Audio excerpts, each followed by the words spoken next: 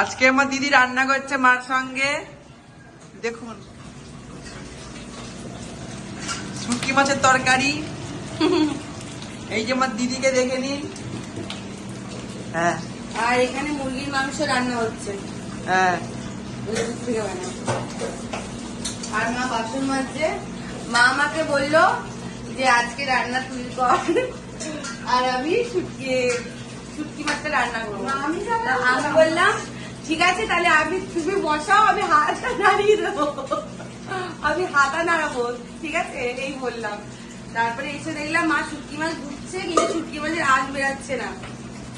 আঁশ বেরাচ্ছে না, শুটকি মাছ তো পুড়ে যাবে, আর শুটকি মাছ পুড়েও গেল। আমাদের ঘরে একটা ছোট সন্তান আছে, আমাদের এইটুকানি বড় হয়ে গেছে, এই গুড়গুড় করছে। এই যে বসলো এখন। তোমার কি বক্তব্য বলো? বক্তব্য এখন শুটকি মাছে মাছ খাবে।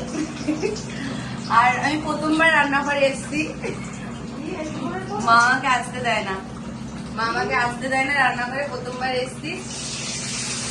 আর আমার দ্বারা রান্না বান্না হবেও না, শেখার চেষ্টা করছি, কিন্তু নাম ভুলে যাই। আঙ্গুটা ছাপ আমি, এই জন্য। শেয়ার করবে ভিডিওটা, লাইক করবেন, আর সাবস্ক্রাইব করনা মত ভুলনা, সাবস্ক্রাইবও করবেন, ঠিক আছে? আজকের জন্য বাই।